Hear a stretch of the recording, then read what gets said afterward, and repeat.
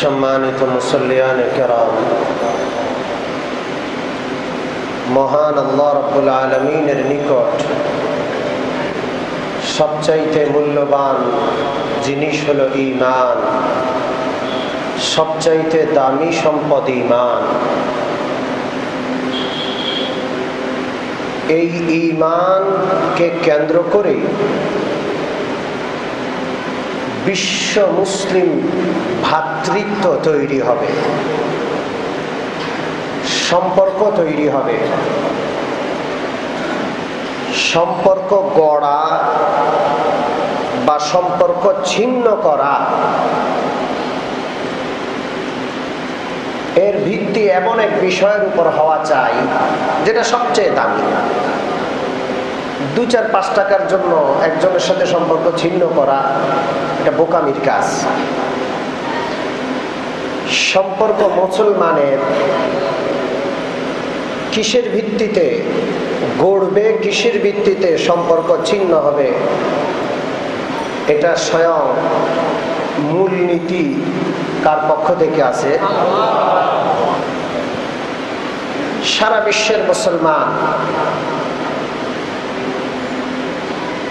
বর্ণ ভিন্ন হতে পারে, ভাষা ভিন্ন হতে পারে, গায়ের রং ভিন্ন হতে পারে, দেশ ভিন্ন হতে পারে, কিন্তু ঈমান যেহেতু আছে, সারা পৃথিবীর মুসলমান আল্লাহ পাকের ঘোষণা অনুযায়ী ঈমানের ভিত্তিতে ভাই। আলহামদুলিল্লাহ।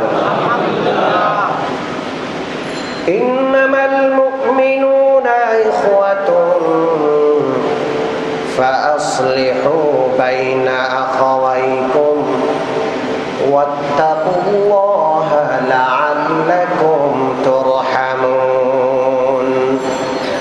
আল্লাহ পাক বলেন, নিশ্চয়ই মুসলমান আপোষে ভাই ভাই। যেই এলাকার হোক, যেই জনপদের হোক, যেই ভাষার হোক, যেই বর্ণের হোক, যেই রঙের হোক, মুসলমান যদি হয়, ইমানদার যদি হয়, তাহলে সে আমার ভাই। ইসলামের ভিত্তিতে ভ্রাতৃত্ব, ইসলামের ভিত্তিতে বন্ধুত্ব, ইসলামের ভিত্তিতেই সম্পর্ক। অন্য কোনো কিছুর ভিত্তিতে সম্পর্ক করা বা সম্পর্ক ছিন্ন করার অনুমতি নাই। এটা আমার কথা না, কার কথা? ইয়া আইয়ুহান নাসু ইন্না খালাকনাকুম মিন যাকারিন ওয়া উনসা ওয়া জাআলনাকুম শুউবান ওয়া ক্বাবাইলা লিতাআরাফু। আল্লাহ রাব্বুল আলামিন বলেন, ও মানুষ সকল শুনে রাখো, তোমাদের সকলকে আমি একজন নারী একজন পুরুষ থেকে সৃষ্টি করেছি। সেই পুরুষ হলেন হযরত আদম আলাইহিস সালাম, নারী হলেন হযরত মা হাওয়া আলাইহাস সালাম। এক পুরুষ এক নারী থেকে সারা বিশ্ব মানবতার সৃষ্টি। আফসোস, এক নারী এক পুরুষ, বিশ্ব মানবতার মা আর বাবা যারা, পুরুষ হলেন নবী আর স্ত্রী হইলেন হাওয়া। এই দুইজনকে স্বয়ং কে সৃষ্টি করেছেন? আল্লাহ। আমাদের সৃষ্টির মধ্যে মা বাবার মাধ্যম আছে, বিয়ে শাদীর মাধ্যমে আমাদের সৃষ্টি। আমাদের জন্ম মায়ের গর্ভ থেকে বাবার পুরুষ জাত হয়ে হযরত আদম আলাইহিস সালাতু ওয়াস সালামের সৃষ্টি স্বয়ং কার হাতে? খলাকতু বিয়াদাইয়া আস্তাকবারতা আম কুনতা মিনাল আলিম। আল্লাহ রাব্বুল আলামিন শয়তানকে বলেন, শয়তান, যে আদমকে আমি নিজ হাতে তৈরি করলাম, বড় মায়া করে মহব্বত করে ভালোবেসে, ওই আদমকে তুই সেজদা করলি না, অহংকার করলি, যা জান্নাত থেকে তোকে চিরতরে আমি বের করে, আমার রহমত থেকে বের করে আমার লানত তোর উপর চিরকাল করে দিলাম। নাউজুবিল্লাহ। আমরা হইলাম আদম সন্তান, আলহামদুলিল্লাহ। আমাদের বাবা হলেন নবী, নবীরা নিষ্পাপ হন, তাদের কোনো পাপ নাই, গুনাহ নাই, মাসুম। আমাদের বাবা হলেন জান্নাতি মানুষ, আমাদের মা জান্নাতি মানুষ।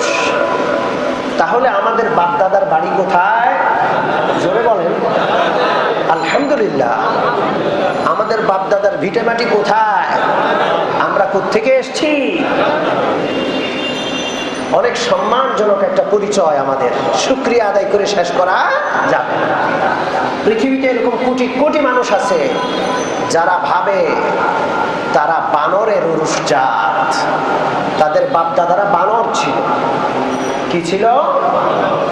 নাউজুবিল্লাহি মিন যালিক। বিশ্ব মানবতার জন্য এর চেয়েও কলঙ্ককর কোন তুহমত, কোন অপবাদ হতে পারে না। পৃথিবীর সবচাইতে উশৃঙ্খল প্রাণীর নাম হলো বানর। চিড়িয়াখানায় গিয়ে যখন বানরের খাঁচার সামনে দাঁড়াবেন, আপনি বুঝতে পারবেন বানর কতটা উশৃঙ্খল। এত উশৃঙ্খল যেটা ভাষায় প্রকাশ করা যায় না। যেই মানুষগুলো নিজেকে বানরের উরুসজাত বলে দাবি করে, আমি আশ্চর্য হই। আমাদের কলেজ ভার্সিটিতে পড়ানো হচ্ছে, মানুষ এর ক্রমবিকাশের ইতিহাস পড়ানো হয়। ডারউইনের গবেষণায় যেটা এসেছে সেটা আমাদের বাচ্চাদের শিক্ষা দেওয়া হয়। ডারউইন একজন মানুষ, সে মাখলুক। আর মানবের ক্রমবিকাশের ইতিহাস খালেক তথা স্রষ্টা আল্লাহ পাক বয়ান করছেন, সেটা শেখানো হচ্ছে না। এক মাখলুক বানর, দুষ্ট, ওইটা আরেক বানর। ওই বানরের ইতিহাস পড়ানো হচ্ছে। বানর থেকে কতটা অজ্ঞ, কতটা নিচু হয়ে গেছি আমরা। খালেক থেকে, স্রষ্টা থেকে সৃষ্টির রহস্য না নিয়ে একটা মাখলুক, একটা দুষ্ট লোকের সেই গবেষণা পড়াচ্ছে আমাদের বাচ্চাদের, মুসলমান। আফসোস। তাহলে আমাদের বাবাকে, আমাদের মাকে আল্লাহ রাব্বুল আলামিন বলেন, সমস্ত বিশ্ব মানবতা আমি তৈরি করছি একজন পুরুষ একজন নারী থেকে। ওয়াজআলনাকুম শুউবান ওয়া ক্বাবাইলা, বিভিন্ন ভাগে আমি বিভক্ত করেছি। কাউকে বাংলাদেশে জন্ম দিয়েছি, কাউকে সৌদি আরবে জন্ম দিয়েছি, কাউকে আমি ইউরোপ কান্ট্রিতে জন্ম দিয়েছি, কাউকে কালা রং করেছি, কাউকে সাদা রং করেছি, কাউকে বাংলা ভাষী করেছি, কাউকে উর্দু ভাষী করেছি, কাউকে ইংরেজি ভাষী করেছি। ভাষা ভিন্ন দিয়েছি, রং ভিন্ন দিয়েছি, দেশ ভিন্ন দিয়েছি। এটার উপর ভিত্তি করে মানুষের একের উপর আরেকটার জন্য আরেকটা যেন প্রাধান্য না পায়। এটা প্রাধান্যের জন্য নয়। আমি বাংলাদেশি, এই জন্য আমি সারা বিশ্বের পাকিস্তানিদের চেয়েও উত্তম। সম্পূর্ণ ভুল ধারণা। আমি বাংলাদেশি, আমি ইউরোপ কান্ট্রিতে যারা বসবাস করে তাদের চেয়েও আমি নিচু, আমি দ্বিতীয় শ্রেণীর মানুষ পৃথিবীতে। এই সমস্ত ধারণা ভুল।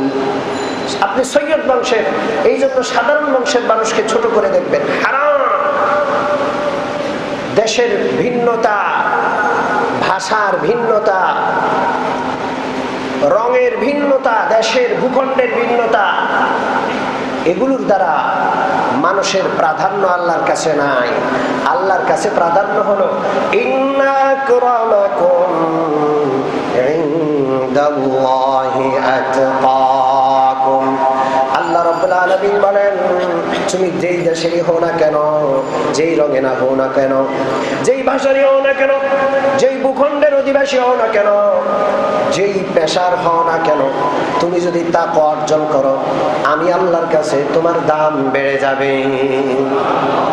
সারা পৃথিবীর বাদশা, তার ভিতরে তাকওয়া নাই। আরেকজন মেথর, তার ভিতরে তাকওয়া আছে, পরহেজগারি আছে। ওই লক্ষ কোটি বাদশার চেয়ে ওই মেথরের দাম আল্লাহর কাছে হাজার গুণ, কোটি গুণ বেশি। ঠিক কিনা? তাহলে ভূখণ্ডের হিসাবে মানুষের প্রাধান্য নয়, মানুষের সম্পর্ক গড়া বা সম্পর্ক ছিন্ন করার ভিত্তি ভূখণ্ড নয়, মানুষের সম্পর্ক গড়া বা সম্পর্ক ছিন্নের ভিত্তি হইল ঈমান। ঠিক কি ঠিক না? ভূখণ্ড, দল, মত, মতবাদ, ভাষা, এগুলোকে মানুষের সম্পর্ক গড়া বা সম্পর্ক ছিন্নের ভিত্তি বানানো, এটা হলো জাহিলি কাজ, অজ্ঞতার যুগের কাজ। জাতীয়তাবাদের উপর ভিত্তি করে ঐক্য, দেশের উপর ভিত্তি করে ঐক্য, ভাষার উপর ভিত্তি করে ঐক্য, এগুলো জাহিলি কাজ। ইসলাম এগুলো সব ছিন্ন করে মানুষের ভ্রাতৃত্বের মূল কেন্দ্রবিন্দু বানিয়েছে ঈমান। ঈমান হলো পৃথিবীর সবচেয়ে দামি জিনিস কার কাছে? মনে রাখতে হবে। ঈমানদার বারবায় নির্যাতিত হচ্ছে। ঈমানদার আমার ভাই, রক্তের ভাইয়ের চেয়ে ঈমানি ভাইয়ের দাম বেশি, রক্তের সম্পর্কের চেয়ে ঈমানের সম্পর্কের দাম বেশি। আমার কথা বিশ্বাস হয়? জোরে বলেন বিশ্বাস হয়? দৃষ্টান্ত দিব। আজকে আমরা জাহিলিয়াতের দিকে যাচ্ছি। ওরা বাঙালি নয়, বাংলাদেশি নয়, এজন্য আমাদের কেউ নয়, কিচ্ছু যায় আসে না, আমরা বসে আছি আরামে। শুনে রাখুন, রক্তের সম্পর্কের চাইতে ঈমানি সম্পর্কের দাম বেশি। এর প্রমাণ স্বয়ং আল্লাহ দিচ্ছেন কোরআনে পাকে। হযরত নূহ আলাইহিস সালাতু ওয়াস সালাম নৌকা আরোহণ করলেন। হযরত নূহ আলাইহিস সালাতু ওয়াস সালামের সাথে ৮০ বা ৮২ জন মুসলমান নৌকায় উঠলেন। আল্লাহ রাব্বুল আলামিন নির্দেশ দিলেন, নূহ, সারা পৃথিবীতে যত প্রাণী রয়েছে সমস্ত প্রাণী এক জোড়া করে নৌকায় উঠান। নৌকাটা ৩ তলা ছিল। নূহ আলাইহিস সালামের নৌকা কয় তলা ছিল? নিচের তলায় আল্লাহর নবী নূহ আলাইহিস সালাম হিংস্র প্রাণীদের উঠিয়েছিলেন, দোতলায় পক্ষীকুলকে উঠিয়েছিলেন, তৃতীয় তলায় মানুষ ঈমানদাররা উঠেছিলেন। একটা মোরগ ধরতে কত কষ্ট! এখন তো ফার্মের মোরগ, দেশি মোরগ বাজারে পাওয়া যায়, সব মোরগই পাওয়া যায়। একটা সময় ছিল মোরগ পাওয়া যাইতো না, বাজারের দিন, হাটের দিন মোরগ পাওয়া যায়। জামাই হঠাৎ বাড়িতে আসছে, তখন তো মোবাইলের যুগ ছিল না। জামাই বাবু হঠাৎ বাড়িতে আসছে, শ্বশুর শাশুড়ি মহা খুশি, মোরগ জবাই করবে জামাইয়ের জন্য। এখন পালা মোরগ ধরবে, সারা বাড়ির মানুষ একত্র হয়ে একটা মোরগ ধরবে, কত কষ্ট হতো। মোরগ যখন দৌড়াইতো মানুষ, মোরগ উড়াল দিত পাখির মতো, গাছের আগায় উঠে যেত। আপনাদের কি মনে আছে? একটা মোরগ ধরতে এত কষ্ট। জামাই বাবু তো মহা খুশি, মোরগের আওয়াজ শোনা যাচ্ছে। এরপরে মোরগ জবাই করবে, রান খাবে, বেচারা খুশি অপেক্ষায়। একটা মোরগ ধরা যদি এত কষ্ট হয়, নূহ আলাইহিস সালাম সারা বিশ্বের সমস্ত মাখলুক একটা নৌকায় উঠাবেন কিভাবে সম্ভব? হাজার প্রাণী রয়েছে আফ্রিকার জঙ্গলে, সেগুলো আর কোথাও নাই। হাজার হাজার প্রাণী রয়েছে সমুদ্রে, সেগুলো আর কোথাও নাই। হাজার হাজার প্রাণী রয়েছে সুন্দরবনে, পৃথিবীর অন্য জায়গায় প্রাণীগুলো নাই। হযরত নূহ আলাইহিস সালাম কোত্থেকে প্রাণী জোগাড় করবেন? আল্লাহর কাছে দোয়া করলেন, আল্লাহ কি করব? আল্লাহ রাব্বুল আলামিন বললেন, চোখ বন্ধ করেন, বিসমিল্লাহ বলে হাত দিবেন। শুনে ডান হাতে আমি আল্লাহ পৃথিবীর নর প্রাণীগুলো আপনার উপস্থিত করে দিব, বাম হাতে পৃথিবীর মাদা প্রাণীগুলো, মাদি প্রাণীগুলো উপস্থিত করে দিব। হযরত নূহ আলাইহিস সালাম বিসমিল্লাহির রহমানির রহিম বলে চোখটা বন্ধ করে হাতটা যখন বাড়াইতেন, বাঘ বলতেন, সাথে সাথে নর বাঘ মাদি বাঘ, এক হাতে নর বাঘ আর এক হাতে মাদি বাঘ আল্লাহ পৌঁছায়া দিতেন। এইভাবে নৌকা ভর্তি হয়ে গেল। আস্তে আস্তে পানি বৃদ্ধি পাচ্ছে, পানি বাড়ছে, আল্লাহর হুকুমে পানি বেড়ে যাচ্ছে। হযরত নূহ আলাইহিস সালাম নৌকা নিয়ে রওনা করলেন। নৌকার ভিতরের আরোহী ঈমানদারদের মধ্যে তালাশ করলেন নূহ আলাইহিস সালামের আদরের সন্তান কেনান আছে কিনা। তালাশ করে পাওয়া গেল না। লোকজন বলল, কেনান নৌকায় উঠতে রাজি না, একটু লম্বা চওড়া, সুস্বাস্থ্যের অধিকারী যুবক ছিল, নৌকায় চড়তে রাজি না, সাঁতার জানতো। নবী নূহ আলাইহিস সালাম নৌকা থামাইয়া কেনানকে তালাশ করলেন। কিছুক্ষণ পর কেনান নৌকার পাশে এসে দাঁড়ায়, জিজ্ঞেস করে, বাবা কেন রেখেছেন? নূহ আলাইহিস সালাম বললেন, বাবা কেনান, নৌকায় আসো, কালিমা পড়ে নৌকায় চলে আসো। সন্তান বলে, আলো বাবা আমি নৌকায় আসবো না। হযরত নূহ আলাইহিস সালাম বললেন, এমন প্লাবন হবে সারা বিশ্ব নিমজ্জিত হয়ে যাবে, তুমি বাঁচতে পারবে না। সন্তান বলে, সাআওই ইলা জাবালি ইয়াসিমুনি মিনাল মা। বাবা গো, এমনি আমি যুবক, সাঁতার জানি, এরপরও যদি পানি বেড়ে যায় পাহাড়ের উপর উঠে আমি আশ্রয় গ্রহণ করবো, আমি ডুববো না। সন্তান কালিমা পড়লো না, বাবার কথা শুনলো না, নৌকায় আরোহণ করলো না। বাবা বুঝাচ্ছেন, বুঝে না। فحال بينهما الموج فكان من المغرقين। নূহ আলাইহিস সালাতু ওয়াস সালামের চোখের সামনে একটা মহা ঢেউ আসলো, বাবার সন্তানের মধ্যে ঢেউটা আড়াল হয়ে গেল। সন্তানকে ঢেউটা বাড়ির সাথে নিয়ে সব ঢেউয়ের ভিতরে ঢুকায় ফেললো। নূহ আলাইহিস সালামের চোখের সামনে রক্তের সন্তান, কলিজার টুকরা ডুবে যাচ্ছে, চুবে চুবে মরছে। তিনি হাত তুললেন, দোয়া করলেন, قال يا نوح يا إن ابني من أهلي وإن وعدك الحق وأنت أحكم الحاكمين। আল্লাহ গো, আপনি বলেছেন আমার সন্তানদের বাঁচাবেন, যারা আমার দলের লোক তাদের বাঁচাবেন। এই সন্তান আমার কলিজার টুকরা, আমার রক্তের সম্পর্কের। আল্লাহ গো, একে আপনি একটু বাঁচাইয়া দিন। হযরত নূহ আলাইহিস সালাম আল্লাহর কাছে দোয়া করলেন, রক্তের সম্পর্ক, এই জন্য দোয়া করলেন।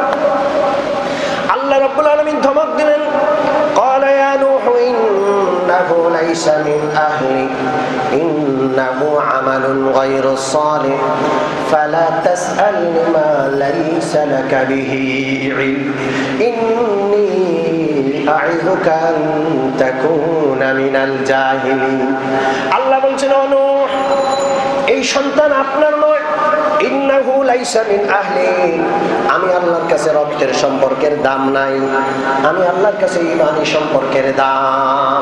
আপনি ওরসজাত, আপনার ওরসজাত সন্তান, আপনি তার জন্মদাতা বাপ, এই জন্য আপনি তাকে নিজের দলভুক্ত মনে করছেন।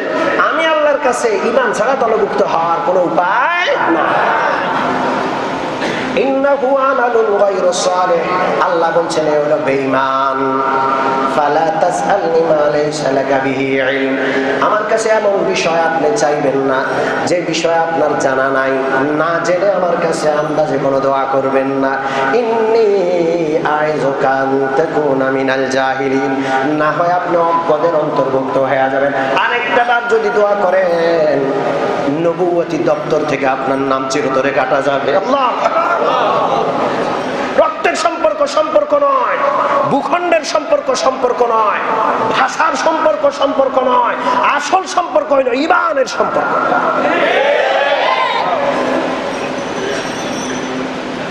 ওইটা অজ্ঞতার যুগের সম্পর্ক, ভূখণ্ডের সম্পর্ক, ভাষার সম্পর্ক। কিভাবে বুঝাবে? আমি মুসলমান, আবু লাহাব বিশ্ব নবীর চাচা, রক্তের সম্পর্ক আব্দুল্লাহর ভাই, বিশ্ব নবীর বাবার আপন ভাই আবু লাহাব, একেবারে আপন ভাই, আপন চাচা। চাচা হইল বাবার মতো, কিন্তু বিশ্ব নবীর বিপক্ষে অবস্থান গ্রহণ করল। আল্লাহ রাব্বুল আলামিন কিয়ামত পর্যন্তের জন্য সূরা লাহাব নাযিল করলেন। আবু লাহাবের উপর লানত, তাব্বাত ইয়াদা আবি লাহাব, আবু লাহাবের দুই হাত ধ্বংস হোক, চিরতরে লানত। মা আগনা আনহু মালুহু ওয়া মা কাসাব, আল্লাহ পাক বলেন আবু লাহাবকে, আবু লাহাবের সম্পদ আবু লাহাবের সন্তানরা বাঁচাইতে পারবে না। মক্কার বড় ধনী ছিল, মনে করতো আমার কাছে সম্পদের অভাব আছে, আমি পার পেয়ে যাব। আবু লাহাবের সন্তানরা ছিল সুঠাম দেহের অধিকারী, খুব সুন্দর যুবক ছিল, টকবগে যুবক। সন্তানদের ব্যাপারে তার বড় বাহাদুরি ছিল। বিশ্বনবীর দুই কন্যা আবু লাহাবের দুই সন্তানের বিবাহে ছিল। আবু লাহাব দুষ্ট। বিশ্বনবী যখন এক আল্লাহর দাওয়াতি কাজ শুরু করলো, দুনো সন্তানকে লেলিয়ে দিল। দুনো সন্তান বিশ্বনবীর দুই কন্যাকে সাথে সাথে তালাক দিয়া দিল। বড় কষ্ট পেলেন বিশ্বনবী, বড় কষ্ট পেলেন। আল্লাহ রাব্বুল আলামিন চাচা হওয়া সত্ত্বেও ছাড় দেন নাই। ইসলামে রক্তের সম্পর্কের দাম নাই। যদি ঈমান না থাকে রক্তের সম্পর্ক কাজে আসবে না। ভূখণ্ডের সম্পর্কের দাম নাই। ও মুসলমান, শুনে রাখো, এই সমস্ত জিনিসগুলো অন্তর থেকে নাপাক। এগুলো নাপাক। পায়খানা যেমন নাপাক, পেশাব যেমন নাপাক, মলমূত্র যেমন নাপাক, ভাষার ভিত্তিতে ভূখণ্ডের ভিত্তিতে ঐক্য চিন্তা করা সেই জাহিলি নাপাক। অন্তর থেকে বের করতে হবে নাপাক, নাইলে ঈমান থাকবে না। ঈমান মহা পবিত্র, মহা আলো। এই পবিত্র জিনিস নাপাক অন্তরে স্থান পায় না। অন্ধকার অন্তরে আলো স্থান পায় না। ভূখণ্ডের দাম আল্লাহর কাছে নাই। ভূখণ্ডের ভিত্তিতে সম্পর্ক গড়ে না। আল্লাহর নবী বিশ্বনবী রাহমাতুল লিল আলামিন নিজের মাতৃভূমি ছেড়ে চিরতরে মক্কা শরীফ ছেড়ে মদিনা শরীফ চলে গেলেন। মাতৃভূমির সাথে সম্পর্ক ছিন্ন করলেন ঈমানের কারণে। কিসের কারণে জোরে বলেন? মদিনাকে আপন করে নিলেন। মদিনার সাহাবী বিশ্বনবীর সাথে জীবনে পরিচিত ছিল না। যারা ঈমান এনেছে বিশ্বনবী ঈমানের কারণে তাদের সাথে ভাই ভাই হয়ে গেলেন। আল্লাহু আকবার। নিজের ঘর বাড়ি বাপদাদার ভিটে বাটি চিরতরে ছেড়ে ভূখণ্ডের সম্পর্ক ছিন্ন করলেন ঈমানের জন্য। আর মদিনার সাথে সম্পর্ক করলেন ঈমানের ভিত্তিতে। বিশ্বনবী মদিনাকে নিজের বাড়ি বানালেন, ঘর বানালেন। মদিনা সোনার মদিনা হলো, আলোকিত হলো। সম্পর্ক ভূখণ্ডের ভিত্তিতে নয়, রক্তের উপর ভিত্তি করে নয়। বিশ্বনবী বদরের যুদ্ধে গেলেন। জানেন বদরের যুদ্ধ কাদের সাথে হলো? বিশ্বনবীর আত্মীয় স্বজন সব বদরের যুদ্ধে বিশ্বনবীর বিপক্ষে। বিশ্বনবী মদিনার অপরিচিত আনসার যারা ঈমানের কারণে বিশ্বনবীর সাথে সম্পর্কিত হলো, তাদেরকে নিয়ে বদরের ময়দানে নিজের রক্তের সম্পর্কের আত্মীয় স্বজনদের বিপক্ষে, নিজের ভূখণ্ডের বিপক্ষে তিনি অবস্থান নিলেন। আল্লাহ আল্লাহ। কেমনে বুঝাবো? কেমনে বুঝাবো? আজকে ভূখণ্ডের ভূত ঢুকছে, এটা একটা মুক্তি, এটা নাপাক। ভাষা ঢুকছে, এপার বাংলা ওপার বাংলা। ও মুসলমান, এই সমস্ত মুক্তি, এই সমস্ত নাপাক অন্তর থেকে বের করতে রাজি আছি? জোরে বলেন রাজি আছি? আমাদের ভ্রাতৃত্ব হবে ঈমানের ভিত্তিতে। রাজি আছি? এই সমস্ত বিষ কাফের মুশরিকরা খুব সূক্ষ্মভাবে কোটি কোটি টাকা খরচ করে মুসলমানদের অন্তরে ঢুকায়। কারণ সারা বিশ্বের মুসলমান যদি ঈমানি ভ্রাতৃত্বের ভিত্তিতে এক ঐক্যবদ্ধ হয়ে এক প্ল্যাটফর্মে এসে যায়, বিশ্বের সমস্ত সুপার পাওয়ার এক প্ল্যাটফর্মে এসেও মুমিনদের সাথে মোকাবেলা করার ক্ষমতা নাই। এটা ওরা জানে। এই জন্য ঈমানের ভিত্তিতে ভ্রাতৃত্ব হবে। আল্লাহ যেন আমাদের বুঝার তৌফিক দান করেন। হযরত বিলাল, এই দিকটা আবু লাহাবের পরিণতি কত খারাপ। আবু লাহাব লানত পাচ্ছে। যতদিন কোরআন থাকবে, যতদিন পৃথিবী থাকবে, ততদিন আবু লাহাবের উপর লানত। বিশ্বনবীর আপন চাচা। অপরপক্ষে বেলাল বংশমর্যাদা ছিল না, গায়ের রং ছিল কালো, গোলামি করে নিজে বেঁচে থাকতো। বিশ্বনবীর বুখারী শরীফে আছে, বিশ্বনবী সাল্লাল্লাহু আলাইহি সাল্লাম এক রাত্রে ঘুমালেন, স্বপ্নে দেখলেন তিনি জান্নাতে যাচ্ছেন, জান্নাতে হেঁটে হেঁটে জান্নাত পরিদর্শন করছেন। বিশ্বনবীর আগে আগে বেলাল হাঁটে। প্রিয় নবী সাল্লাল্লাহু আলাইহি সাল্লাম প্রতিদিন ফজরের নামাজের পর রাতে যে স্বপ্ন দেখতেন সেই স্বপ্ন সাহাবায়ে কেরামকে বসে শোনাতেন। সাহাবায়ে কেরামের মধ্যে কেউ যদি স্বপ্নে দেখে থাকতো, প্রিয় নবীকে সেই স্বপ্ন বর্ণনা করে বলতো। প্রিয় নবী বললেন, রাত্রে আমি জান্নাত পরিদর্শন করলাম। দুনিয়াতে যেমন বেলাল আমার আগে আগে রাস্তা পরিষ্কার করে, লাঠি নিয়ে বিশ্বনবীর আগে আগে পাহারাদারি করে বেলাল হাঁটে। বিশ্বনবী বলেন, জান্নাত পরিদর্শনের সময় আমি তাকায় দেখলাম বেলাল জান্নাতেও আমি নবীর আগে লাঠি নিয়ে হাঁটে। আল্লাহ! বেলালের কোনো বংশ পরিচয় নাই, বেলাল আরবি ভাষী নয়, বেলাল হলো হাবশি, ইথিওপিয়ার হাবশা। তার ভাষাও আরবি না, গায়ের রঙও না, ভূখণ্ডেরও কোনো সম্পর্ক নাই। ইমানি সম্পর্কের কারণে রাসূলুল্লাহর আগে আগে সে জান্নাতে চলছে। সুবহানাল্লাহ। হাদিসে ব্যাখ্যায় মুহাদ্দিসিনে কেরাম লেখেন, বেলালের মর্যাদা বিশ্বনবীর চেয়েও বেড়ে গেছে এমনটা নয়। বেলাল বিশ্বনবীর আগে হাঁটেন, বিশ্বনবীর পাহারাদার হিসাবে। যারা নিরাপত্তার দায়িত্ব পালন করে এরা অনেক সময় আগে চলতে হয়, ঠিক কি ঠিক না? বেলাল বিশ্বনবীর চেয়ে আগে বেড়ে গেলেন, বেলালের মর্যাদা বেশি এমনটা নয়। দুনিয়াতে যেমন বেলাল বিশ্বনবীর দেহরক্ষী হিসাবে আগে আগে চলে, জান্নাতেও বেলাল বিশ্বনবীর দেহরক্ষীর মর্যাদা লাভ করলো। সুবহানাল্লাহ। কোথাকার বেলাল কোথায় পৌঁছে গেল? ঈমানের কারণে। জোরে বলেন, কিসের কারণে? বিশ্বনবী মদিনায় গেলেন।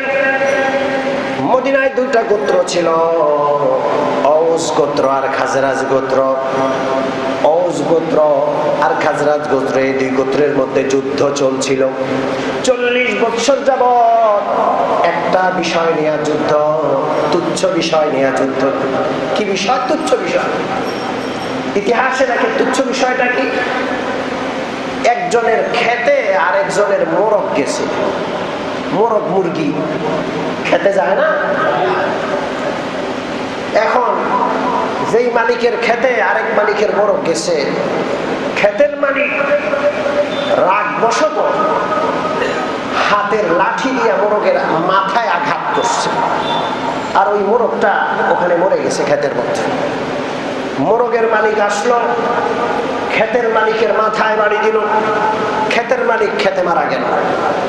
খেতের মালিকের লোকজন আসলো, মোরগের মালিকের মাথায় আঘাত করলো, সেও মারা গেল। এই যে একটা মোরগ খেতে মারা গেল, এই মোরগকে কেন্দ্র করে 40 বছর যাবত যুদ্ধ চলছিল। বাবা যখন মরে যায়, সন্তানকে শিওরে বসাইয়া ওসিয়ত করত, ও আমার প্রাণ কলিজার টুকরা সন্তান, এই যুদ্ধের আমি শেষ দেখে যাইতে পারি নাই, আমি মরে যাচ্ছি, আমার হায়াতে কুলায় নাই, তুমি যদি বেঁচে থাকো এই যুদ্ধে তুমি বিজয়ী হবা, বীর বেশে এই যুদ্ধে তুমি বিজয়ী হবা, এই যুদ্ধের শেষ তুমি দেখবা। এইভাবে বংশানুক্রমে বাবা সন্তানকে ওসিয়ত করত, একটা মোরগের কারণে যুদ্ধ। কিন্তু ইসলাম এই দুই দল, আউস আর খুজরাজ, যারা 40 বছর যাবত যুদ্ধ করতে একটা মোরগের জন্য, ইসলাম আসার পর এই দুই দল আপসে ভাই ভাই হয়ে যায়। আল্লাহ ঈমানের ভিত্তিতে। আল্লাহ রাব্বুল আলামিন বলেন, ইয কুনতুম আদাআন ফাআল্লাফা বাইনা কুলুবিকুম ফাআসবাহতুম বিনি'মাতিহি ইখওয়ানা। ওই সময় কথা স্মরণ করো যখন তোমরা একে অপরের দুশমন ছিলা, আল্লাহ রাব্বুল আলামিন ইসলামের নিয়ামত তোমাদেরকে দান করেছেন। ইসলামের নিয়ামত পাইয়া তোমরা সব যুদ্ধ ভুলে গিয়ে ভাই ভাই হয়ে গিয়েছিলা। সুবহানাল্লাহ। ইসলামের কারণে সারা বিশ্বের মানুষ ঐক্যবদ্ধ থাকবে। রাজি আছি? জোরে বলেন, রাজি আছি? বিশ্বনবী বলেন, বুখারী শরীফের হাদিস, قال رسول الله صلى الله عليه وسلم المؤمن للمؤمن كالبنيان। এক মুমিন আরেক মুমিনের সাথে সম্পর্ক হলো যেমন একটা বিল্ডিং এর মতো। এই বিল্ডিং এ লক্ষ লক্ষ ইট আছে, প্রত্যেকটা ইটই আপন স্থানে খুব গুরুত্বপূর্ণ। যদি একটা ইট খুলে যায়, বিল্ডিং এর মালিক মনে করে মাত্র একটা একটা খুলছে অসুবিধা নাই, আরেক দিক দিয়ে আরেকটা খুলবে, আরেক দিক দিয়ে আরেকটা খুলবে, এইভাবে খুলতে খুলতে এক সময় বিল্ডিং এর অস্তিত্ব বিপন্ন হয়ে যাবে, বিল্ডিং ধসে পড়বে। মহান আল্লাহ রাব্বুল আলামিন বলেন, পৃথিবীর যেই প্রান্তে মুসলমান আছে সমস্ত মুসলমান গুলো ঐক্যবদ্ধ একটা বিল্ডিং এর মতো। কোন একটা ইট খুললে যেমন বিল্ডিং এর অস্তিত্ব নষ্ট হওয়ার আশঙ্কা, কোন জায়গার একটা মুসলমান যদি নির্যাতিত হয়, কোন মুসলমান এই কথা যেন চিন্তা না করে যে একজন মুসলমান কিছু হবে না। একজন একজন করে কাফের মুশরিকরা সমস্ত মুসলমানকে নির্যাতিত করার অপচেষ্টা চালাবে, ঠিক ঠিক না? মিয়ানমারের মুসলমান আমাদের ভাই, ইমানের সম্পর্ক, ভাষাগত সম্পর্ক না থাকতে পারে, ভূখণ্ডের সম্পর্ক না থাকতে পারে, যেইভাবে মিয়ানমারের মুসলমানের উপর নির্যাতন চালানো হচ্ছে, বিশ্ব মানবতা, বিশ্ব বিবেক কেন চুপ বুঝলাম না। কোথাও যদি একজন খ্রিস্টান বিশ্বের কোথাও যদি নির্যাতিত হয়, সারা বিশ্বের মানবাধিকার গুলো চিৎকার করে ওঠে। আজকে একটা মাস, 2টা মাস যাবত মিয়ানমারের মুসলমানরা গণহত্যার শিকার, রাষ্ট্রযন্ত্র খোদ তাদের উপর গণহত্যা চালাচ্ছে, রাষ্ট্রবাহিনী, রাষ্ট্রীয় বাহিনী তাদের উপর গণহত্যা চালাচ্ছে। সারা বিশ্ব বিবেক চুপ করে আছে, কেউ কথা বলে না। বেশির থেকে বেশি একটু নিন্দা করে, একটু উদ্বেগ প্রকাশ করে, উদ্বেগ। মুসলমানদের রক্তের দাম বড় কম, মুসলমানের রক্তের দাম বড় কম। অমমিন মুসলমান, আমরা দোয়া করব আমাদের সরকারের জন্য, মুসলিম বিশ্বে যারা শাসক রয়েছে তাদের জন্য দোয়া করব। আল্লাহ পাক তাদেরকে শাসন ক্ষমতা ভোগ করার জন্য, উপভোগ করার জন্য দেন নাই। মুসলমান সারা বিশ্বে কোথাও যদি নির্যাতিত হয়, সমস্ত শাসকরা ঐক্যবদ্ধ হয়ে, সারা বিশ্বের সমস্ত মুসলমান শাসক ঐক্যবদ্ধ হয়ে সেখানে প্রতিরোধ করতে হবে, ঠিক ঠিক না? আল্লাহ যেন মুসলিম শাসকদেরকে সৎ সাহস দান করেন, জোরে বলেন আমিন। মিয়ানমারের মুসলমানদের সাহায্যে আমাদের এগিয়ে আসা উচিত। আমরা আমাদের সরকারকে আহ্বান জানাবো, আমরা যেহেতু সবচাইতে কাছের প্রতিবেশী রাষ্ট্র, আমাদের দায় দায়িত্ব সবচাইতে বেশি, ঠিক কি ঠিক না? আফসোস, এই কঠিন পরিস্থিতি তো নাস্তিক দুষ্ট কিছু লোক আছে, সাংবাদিক রয়েছে, এরা লেখালেখি করছে মিয়ানমারের লোকরা যেন কোনোভাবেই ঢুকতে না পারে। এরকম হলুদ সাংবাদিক আছে না নাই? আমরা ধর্মপ্রাণ মুসলমান, আমরা বিশ্বাস করি সারা বিশ্বের মুসলমান এক দেহের মতো। রাজি আছেন? আমরা আমাদের জুমা মসজিদ থেকে আমাদের প্রশাসন, আমাদের সরকারের কাছে আকুল আবেদন জানাই, সমস্ত বাংলাদেশের মুসলমান আজকে ঐক্যবদ্ধ, মিয়ানমারের মুসলমানের উপর জুলুম নির্যাতন বন্ধ করতে হবে, ঠিক কি ঠিক না? আমরা আমাদের সরকারকে বলছি, আমাদের প্রশাসনকে বলছি, আপনারা আপনাদের সাধ্য অনুযায়ী উদ্যোগ নেন। শুধুমাত্র নিন্দা নয়, প্রয়োজনে মিয়ানমারের উপর, প্রয়োজনে অন্য অন্য মুসলিম বিশ্বকে সাথে নিয়ে মিয়ানমারের জালেমের জুলুমের হাত গুড়িয়ে দিতে হবে, ঠিক ঠিক না? আল্লাহ যেন সমস্ত মুসলমান শাসকদেরকে সৎ সাহস দান করেন, উচিত উপযুক্ত পদক্ষেপ গ্রহণ করার তৌফিক দান করেন। আমিন। ওয়া আখিরু দাওয়ানা আনিল হামদুলিল্লাহি রাব্বিল আলামিন ওয়া সাল্লাল্লাহু তাআলা আলা খায়রি খালকি মুহাম্মাদিন ওয়া আলিহি ওয়া সাহবিহি।